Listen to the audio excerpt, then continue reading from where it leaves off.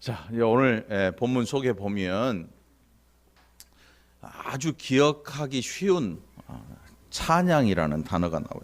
찬양. 영광의 찬송, 영광을 찬송 이런 단어가 나옵니다. 그래서 은혜의 영광을 찬송하게 하려는 것이라 6절에도 나오고요. 또 12절에도 그의 영광의 찬송이 되게 하려 하심이라. 그 14절에도 그의 영광을 찬송하게 하려 하심이라. 그러니까 이 영광의 찬송, 영광을 찬송하게 한다. 그 대상이 누구인가 살펴봤더니 우리라는 단어를 바울이 사용을 합니다.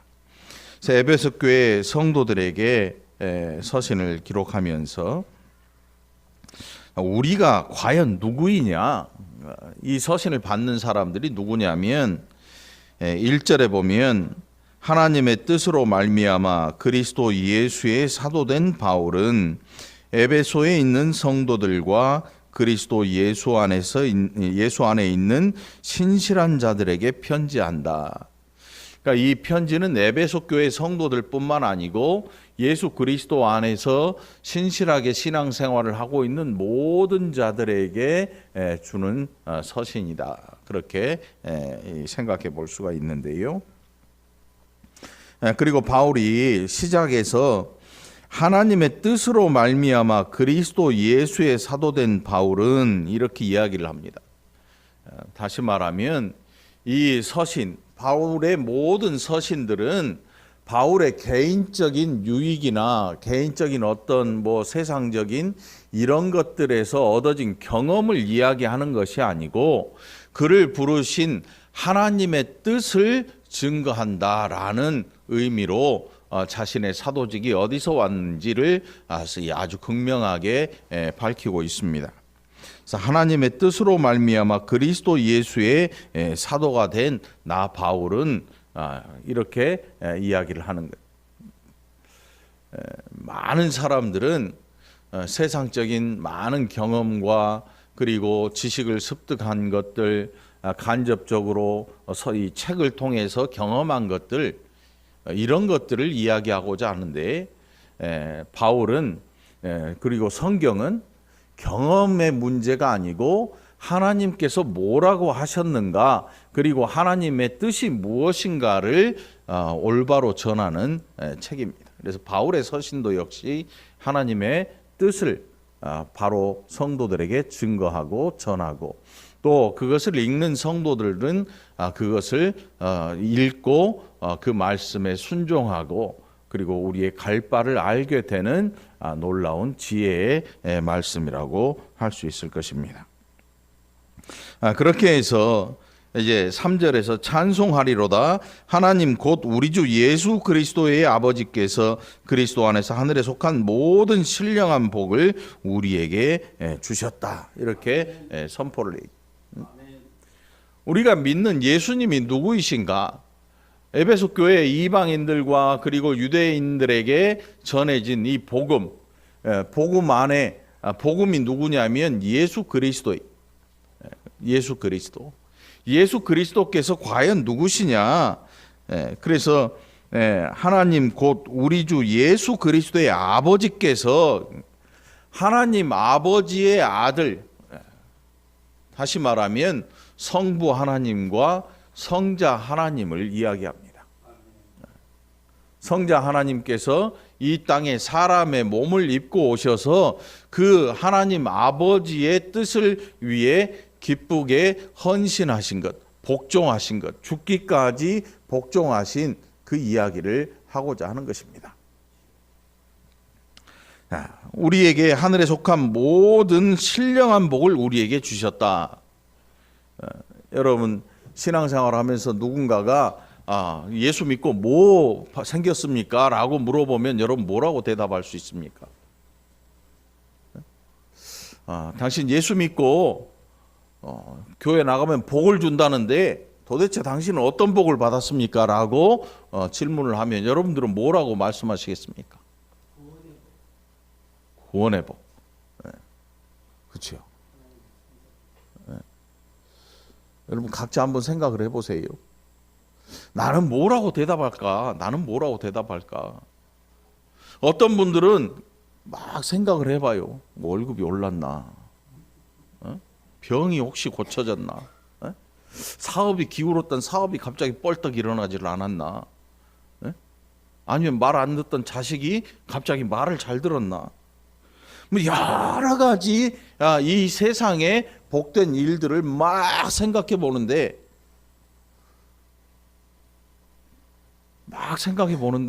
어떤 분은 생각이 안 날 수도 있고 어떤 분은 그래요. 제가 예수 믿은 후에요. 사업이 갑자기 잘 되기 시작했어요. 라고 말할 수도 있습니다. 성경이 우리에게 말씀하시는 하나님의 복은 뭐냐면 오늘 성경에 기록된 에베소의 1장 3절에 기록된 것처럼 하늘에 속한 모든 신령한 복을 우리에게 주셨다. 주셨다는 주실 것이다가 아니잖아요. 주셨다. 언제 이야기예요? 주셨다. 이미 받았다는 뜻이에요. 우리가 예수님을 영접하고 나의 구세주로 영접하고 하나님 아버지의 은혜를 알고 성령에 힘입어 그리스도를 나의 구세주로 영접한 이 일, 삼위 하나님께서 나를 부르신 이 놀라운 일을 통해서 하늘에 속한 모든 신령한 복을 받은 존재들이다. 네? 여러분 혹시 뭐 더 필요한 거 있습니까? 물론 있지요. 우리 육신은 연약해서 뭔가에 의존하지 않으면 지낼 수가 없습니다.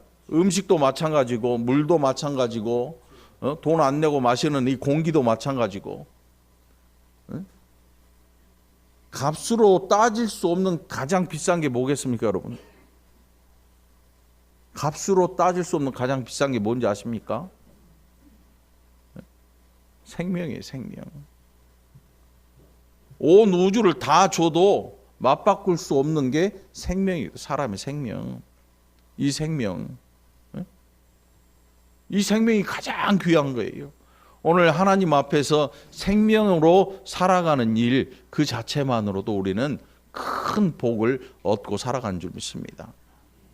더 놀라운 것은 예수 그리스도를 믿음으로 말미암아 하늘에 속한 모든 신령한 복을 우리에게 주셨다. 이렇게 말씀을 하고 있는 거죠. 그러면 그 하늘에 속한 모든 신령한 복이 뭐겠습니까? 구원도 있고요.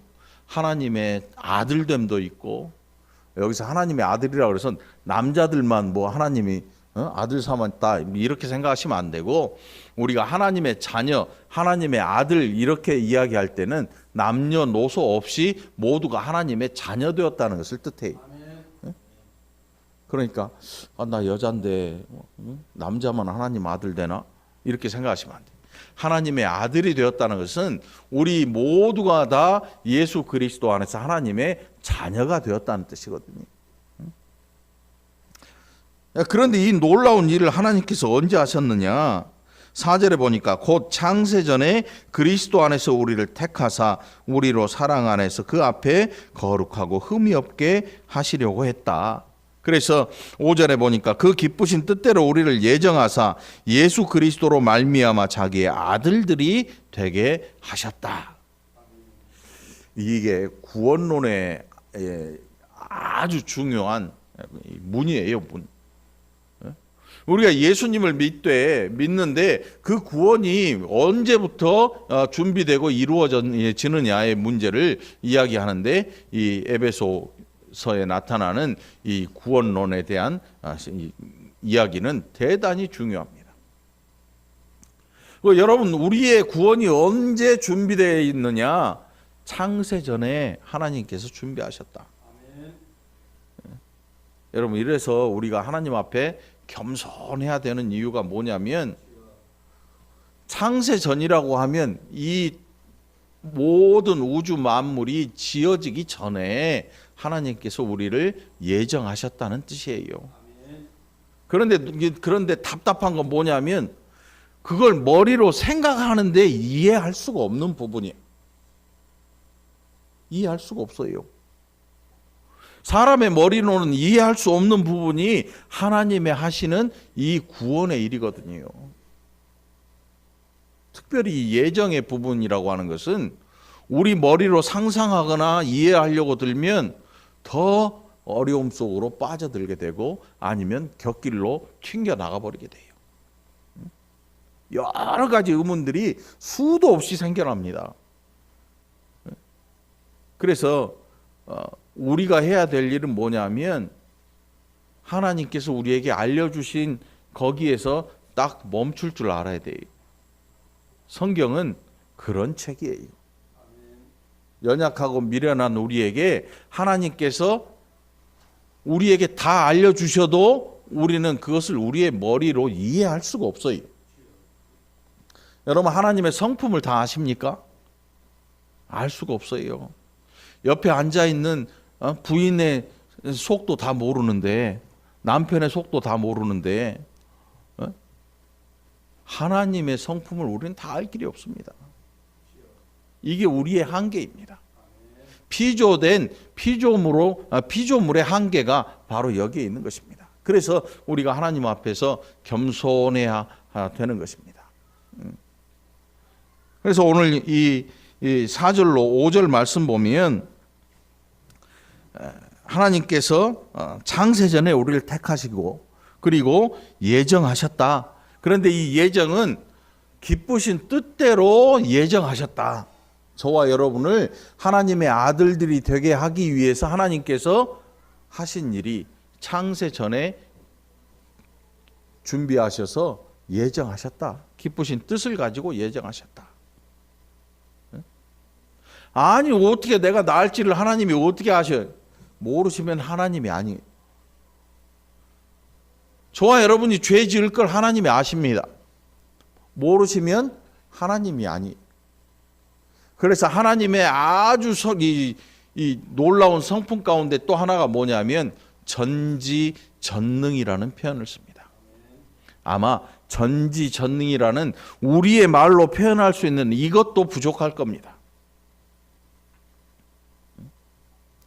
여러분, 하나님께서 모세에게 나타나셨을 때 하나님께서 모세에게 자신을 말씀하시는데 뭐라고 하시냐면 여호와라고 말씀합니다.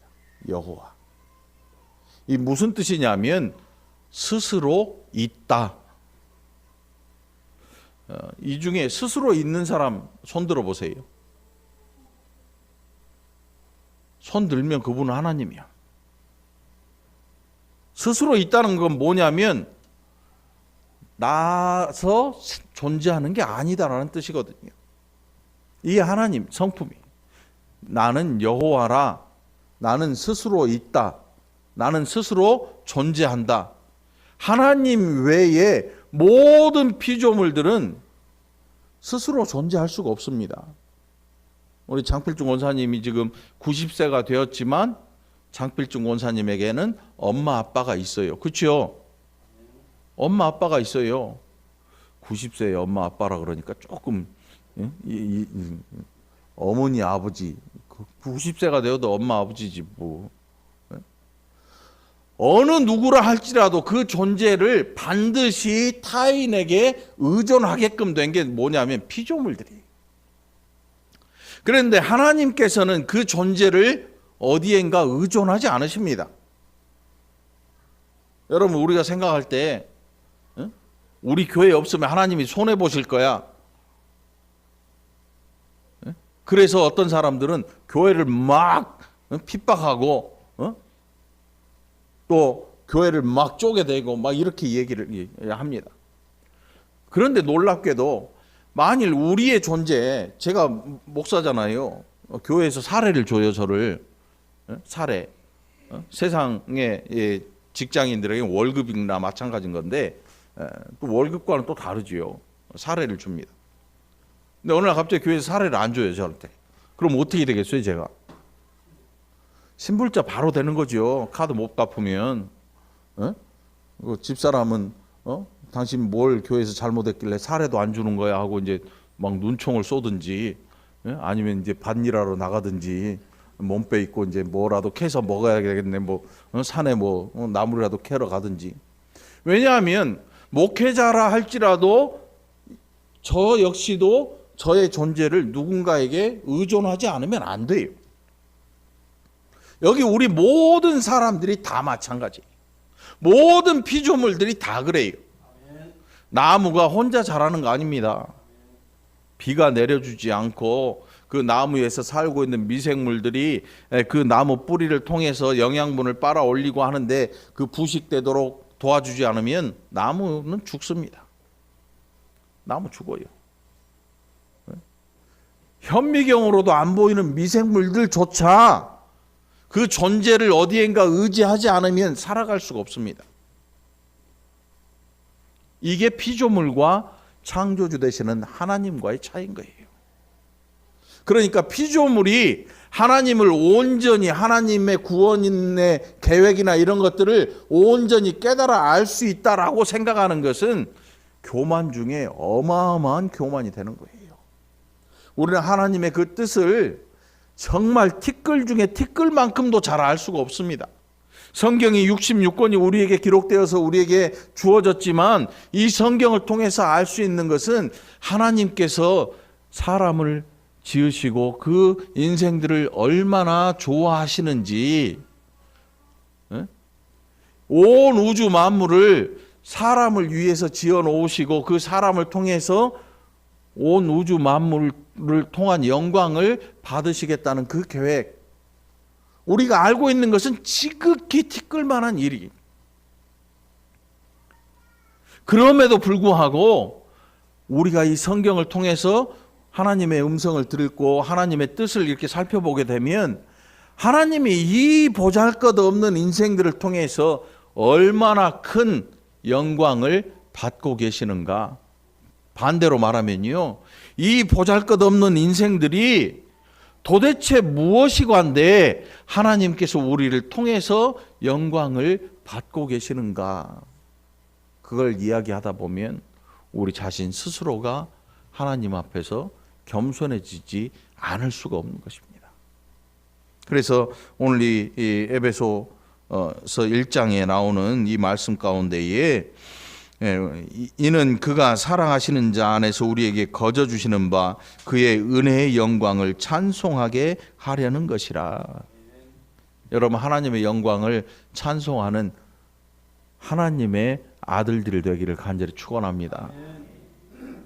도대체 우리가 무엇이 간데 하나님의 영광을 찬송할 수가 있겠습니까? 또 영광을 찬송하게 하려는데 뭔가 거저 어마어마한 걸 주셨습니다. 거저 주신 게 뭐냐면 그 아들을 우리에게 거저 주신 바 되었어요.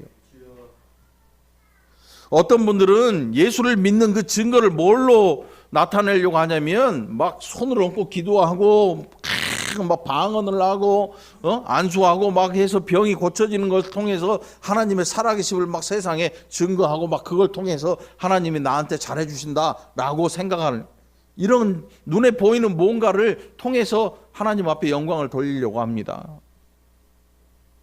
그런데 여러분, 이 성경에 기록된 모든 은사들이 있잖아요. 은사들은요, 우리가 이 땅에 살아가면서 우리가 너무 연약해서 하나님께서 그 연약함을 위해서 베풀어 주신 보너스에 불과한 거야. 은사는요, 이 땅에서 살아가는 성도들에게 보너스로 주시는 거예요. 구원받은 백성들에게. 그런데 마치 그것이 구원인 것처럼 여기고 그것을만 쫓아서 달려가면 잘못 가고 있는 거죠. 잘못 가고 있는 거예요. 어떤 사람들은 막 병고침, 또 뭐 예언하는 일, 이런 것들만 쫓아다녀요. 왜? 그걸 통해서 하나님의 임재와 하나님의 사랑과 하나님의 능력과 이런 것들을 좀 확인해 보고 싶은 건데, 사실은 그게 아주 일부분 보너스에 불과하다는 사실. 그러면 진짜는 뭐냐 하면 예수 그리스도예요. 진짜는 예수 그리스도. 예수님을 믿는 우리에게 하나님께서 우리로 하나님의 영광을 찬송할 수 있는 은혜를 주셨다는 사실이에요. 이게 우리가 받은 복이에요. 우리는 그리스도 안에서 그의 은혜의 풍성함을 따라 그의 피로 말미암아 속량 곧 죄사함을 받았느니라. 할렐루야. 이런 성경을 여기 딱 읽게 되면요, 할렐루야 하면서 박수가 터져 나와야 돼요. 왜냐하면 이 부분이 얼마나 저와 여러분에게 다행인지 몰라요. 얼마나 다행인지 몰라요. 7절 다시 한번 함께 읽어볼까요? 7절 말씀 한번 여기 띄우셨네. 동작도 빨라 우리 집사님. 자, 7절 시작. 우리는 그리스도 안에서 그의 은혜의 풍성함을 따라 그의 피로 말미암아 속량 곧 죄사함을 받았느니라. 할렐루야. 박수도 쳐야 된다니까요.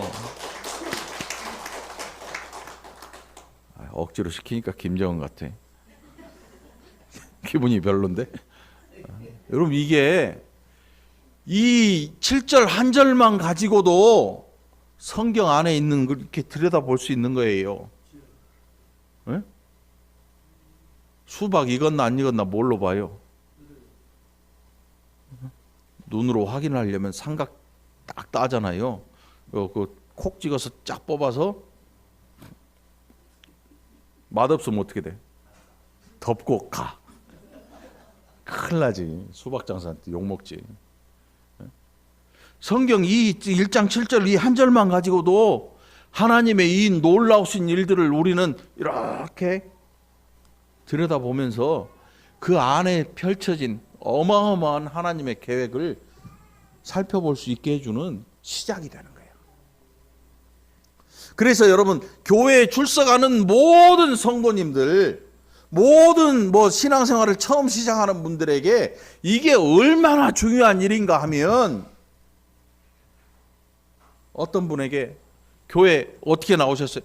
친한 사람이 가자 그래가지고 자기 교회 한번 꼭 가재 밥 사주고 맨날 밥 사주더라고. 그래서 왔어. 그렇게만 앉아있다가 끝나버리면 큰일 납니다.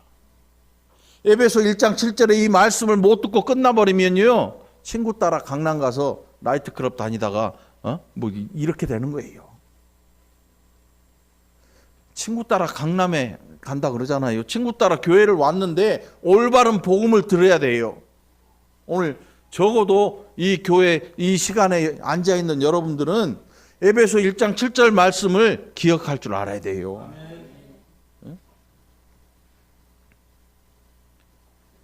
그의 피로 말미암아 속량 곧 죄사함을 받았다.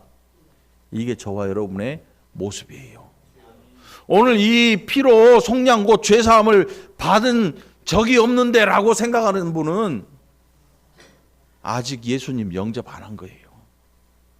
예수님이 나와 상관이 없는 거예요. 오늘 적어도 이곳에서 하나님을 아버지라 부르고 예수님을 주라 부르는 모든 무리들은 오늘 예수 그리스도의 피로 속량 곧 죄사함을 받은 줄로 믿습니다. 이게 저와 여러분의 모습이거든요. 여기서 속량이 뭐냐 하면 빚을 갚아주는 거예요. 빚을 갚아주는 거예요. 응?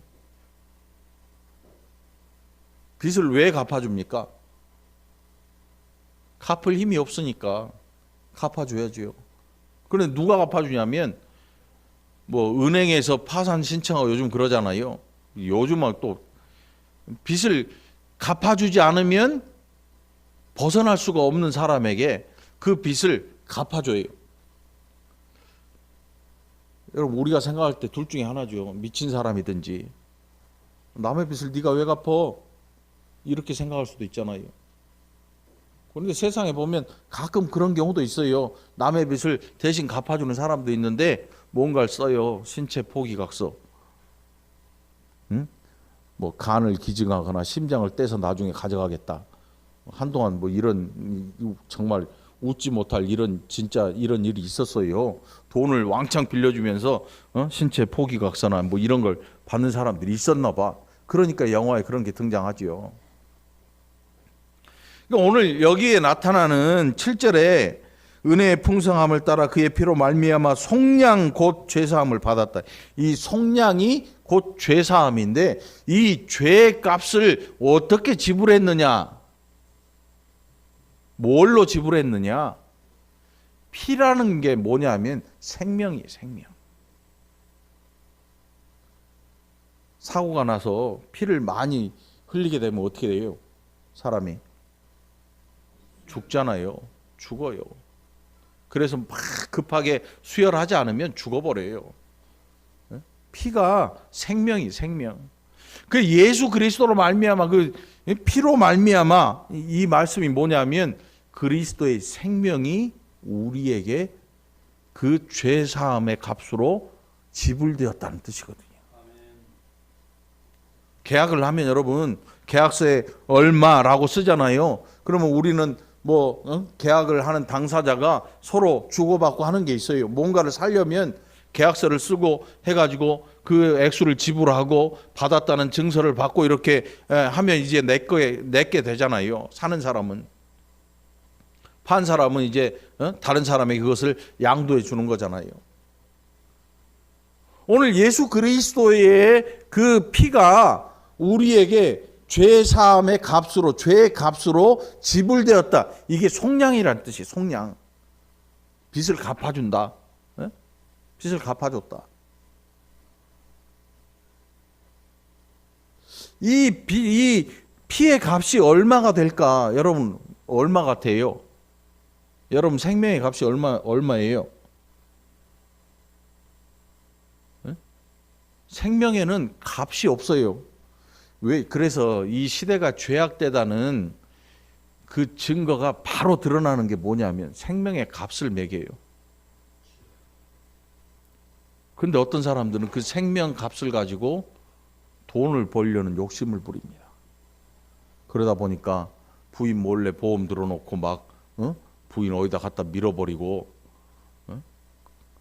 이런 사람들이 생겼었잖아요.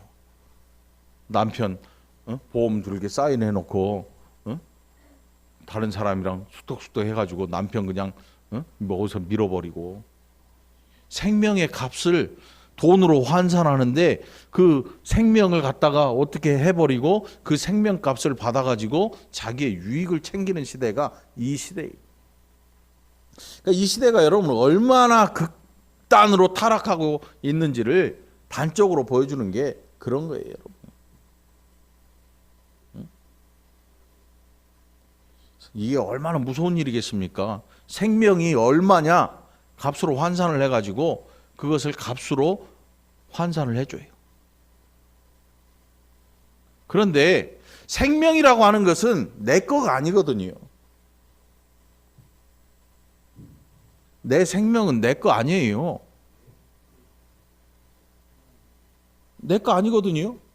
하나님을 안 믿는 사람들조차도 자기 생명은 자기 거가 아니에요. 누구로부터 받은 거예요? 우리는 하나님으로부터 받았습니다라고 이렇게 이야기를 하는데 세상 사람들, 예수 안 믿는 사람들은 부모로부터 받았다. 예수 믿는 사람도 부모로부터 그 생명을 받은 거예요. 부모로부터. 부모 없이 출생할 수가 없잖아요. 부모 없이 출생할 수 없어요. 우리의 생명은 부모로부터 받은 거예요. 부모의 생명은 누구로부터? 쭉 올라가 보면 그 생명의 근원 되시는 하나님이 나옵니다. 생명의 근원 되시는 하나님이 나와요. 그래서 우리의 생명은 하나님으로부터 주어진 거예요.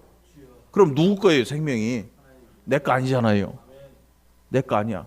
내 거 아닌데 내가 값을 매기는 게 이게 말이 안 되는 거죠. 하나님께서 생명을 팔겠다고 하신 적도 없어요. 하나님께서 생명을 내가 얼마에 팔 테니까 네가 살아. 근데 값을 불러줘도 살 만한 돈도 없어요.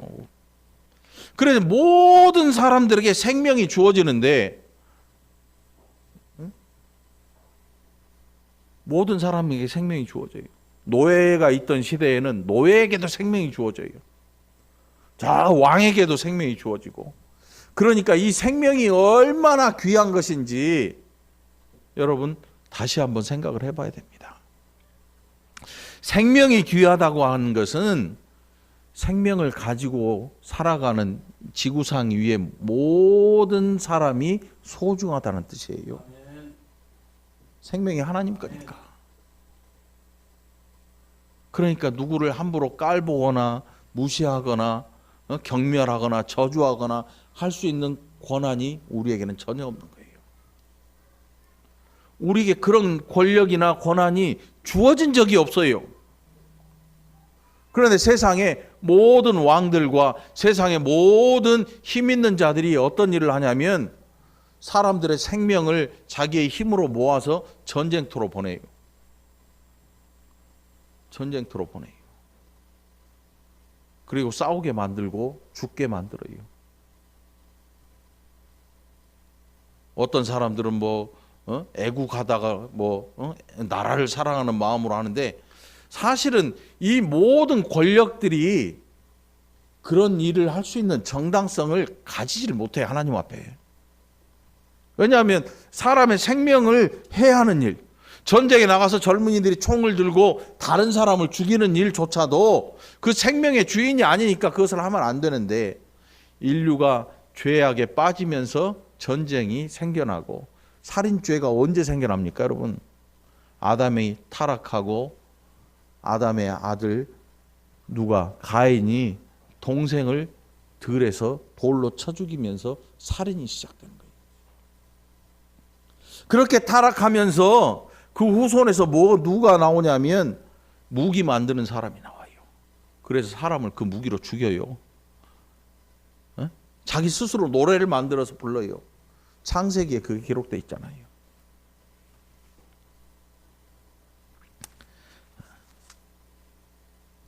여러분 오늘 예수 그리스도의 피가 저와 여러분을 구원하신 이 놀라운 피의 값, 이것은 돈으로 환산할 게 아니고 물질로 환산할 게 아니고 어떻게 티끌만큼이라도 좀 갚아볼까 하는 이런 생각 자체를 버리세요. 못 갚아요.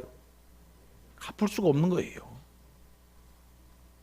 다시 말하면 오늘 저와 여러분이 예수 그리스도로 말미암아 구원받은 백성이 되어서 하나님 앞에 살아가는 것, 하나님을 아버지라 부를 수 있는 이 일은요, 은혜를 갚으려고 우리가 하나님을 찬송하는 게 아니고 찬송함이 마땅하기 때문에 찬양하는 거예요. 바로 성경이 그것을 이야기해요. 성경이 그것을 이야기해. 핸드폰도 맞다 그러네. 땡땡땡땡 하는 거. 그걸 성경이 그걸 그렇게 이야기하고 있어요. 찬송함이 마땅한 거예요. 여러분의 일생에 하나님을 찬송하는 일이 끊이지 않게 되기를 간절히 축원합니다.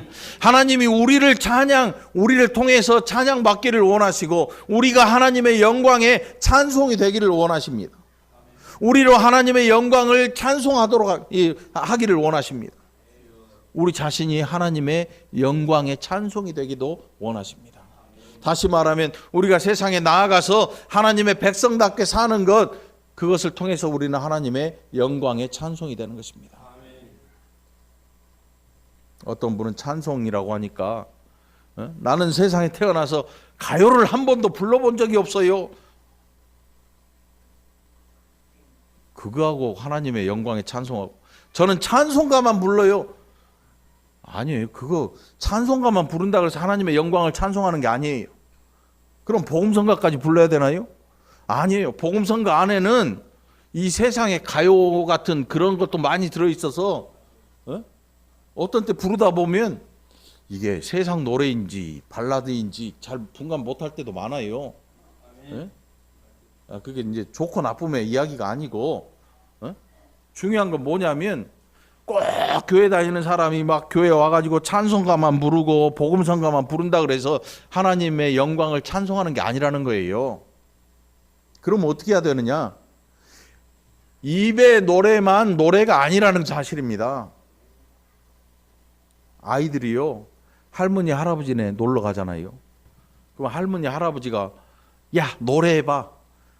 오자마자 노래시켜서 집에 갈 때까지 노래시킨 사람 없지요. 두 번 다시 안 올걸? 두 번 더 자는 걸 계속 몇 시간째 노래만 하라 그러면. 저 봐봐요, 유아실에 아이들이 그냥 엄마 아빠 좋아가지고 뛰어놀고 엄마 얼굴 쳐다보고 한번 웃고 또 놀다가 엄마한테 쪼르륵 달려오고, 이런 모습이 찬양하는 모습이에요. 여러분, 하나님의 영광을 찬송한다고 하는 것은 우리가 세상 속에 나아가서 하나님의 은혜를 늘 기억하고 내가 이렇게 살아가는 모든 것이 하나님의 은혜임을 인정하고 살아가는 거예요. 그리고 하나님을 늘 기억하고 살아가는, 은혜를 기억하고 살아가는 거예요. 우리가 망각이 빨라요. 빨리 잊어버려요. 얼마만큼 빨리 잊어버리냐면, 교회 와서 은혜 받고요, 문 밖에 나가서 누가 구두발 금방 닦은 건데, 교회 올라가고 광나게 닦았는데 누군가 확 밟고 지나가잖아요. 그 순간 하나님의 은혜를 까먹어버려요. 그리고 바로 성질 나오죠. 야! 일로 와봐라. 이 은혜를 기억하는 사람은 이까지 구두에 흙 묻은 것 때문에 자기의 이 은혜를 깨지 않아요. 이 은혜가 더 크니까. 영광을 찬송하는, 하나님의 영광에 찬송이 되는 그런 존재가 되기 위해서 여러분, 이 한 주도 힘껏 달려가기를 간절히 축원합니다. 힘껏 살아가기를 간절히 축원합니다. 여기에 그리스도인들의 힘이 존재하는 것입니다. 이게 없으면 그리스도인의 힘이 없어요. 어떤 분은 예수를 믿는 것이 마치 바보처럼 사는 게 예수를 믿는 거라고 생각해요.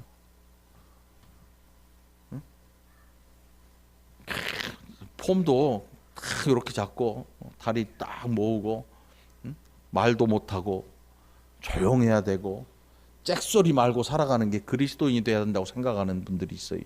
그렇지 않아요. 예수 그리스도로 말미암아 변화된 삶을 못 보이니까 그거라도 어떻게 좀 해가지고, 예수 그리스도로 말미암아 변화된 사람의 삶은요, 다이너마이트나 이런 폭탄보다 더 어마어마한 힘을 가지고 있습니다. 다시 말하면 그 사람이 세상 속에 들어가면 세상의 어두워진 부분들이 환하게 밝혀지는 거예요. 세상에 죽어가던 영혼들 앞에 우리가 나가 섰을 때 그 죽어가는 영혼들이 이 밝은 빛을 바라보게 되는 겁니다. 이게 우리의 삶의 내용이 되어야 되는 것입니다. 그러니까 여러분들이 비록 이 작은 올고 중앙교회에 다닐지라도 기죽지 말고 살아가게 되기를 간절히 축원합니다. 교회에 사람 몇 명 모이냐, 그거 하나 중요한 거 아니야. 기죽지 마. 어떤 분들은 마치 손해보듯 생각을 하더라고. 아니면 마치 큰 교회 다니는 성도님들하고 이렇게 만나면 기가 죽어요. 몇 명이세요? 500명. 우리는 5, 60명인데 온맥이 죽어. 진짜로 이런 생각을 하더라니까. 그 얼마나 기가 막혀요. 기죽지 마요. 응? 기죽지 마. 큰 교회든 작은 교회든 하나님의 교회는 마찬가지야. 자부심을 가지세요. 자부심을. 근다고 뭐 작은 교회 다닌다고, 그래 너 큰 교회 다니냐? 나 작은 교회 다닌다. 어쩔래? 싸움 걸지 말고 하나님의 백성된 자부심을 가지고, 그리스도로 말미암아 그 피값으로 우리를 속량하시고 죄 없다 선포해 주신 하나님의 이 놀라운 은혜를 세상에 가지고 가서 자랑하면서 살게 되기를 바랍니다. 이게 예수를 자랑하는 거지요. 시간이 넘어가 버렸네. 다시 살펴봐야 될 것 같아요. 6절에서 멈추고 말았어요. 7절에서 우리는 그리스도 안에서 그의 은혜의 풍성함을 따라 그의 피로 말미암아 속량 곧 죄사함을 받았느니라. 할렐루야. 기도합시다. 하나님 감사합니다. 아무것도 없는 저희들, 죄로 말미암아 죽을 수밖에 없고 아무런 존재의 가치도 하나님 앞에서 발견할 수 없는 저희들, 그런데 우리의 생명이 얼마나 귀한지, 우리의 생명의 값이 환산할 수도 없는 어마어마한 것임을 아버지 하나님 은혜를 통해서 깨닫습니다. 오늘 교회 안에 모든 생명들이 귀하고 세상에 밖에 있는 모든 생명들 하나님께서 귀히 여기신다는 이 놀라운 사실을 기억하고 이제 그리스도의 피로 속량받은 우리가 하나님의 영광의 찬송으로 세상에 있게 하시고 하나님의 영광을 찬송하는 자로 세상 속에서 살아가게 하여 주시옵소서. 감사드리옵고 예수님 이름으로 간절히 기도합나이다. 아멘.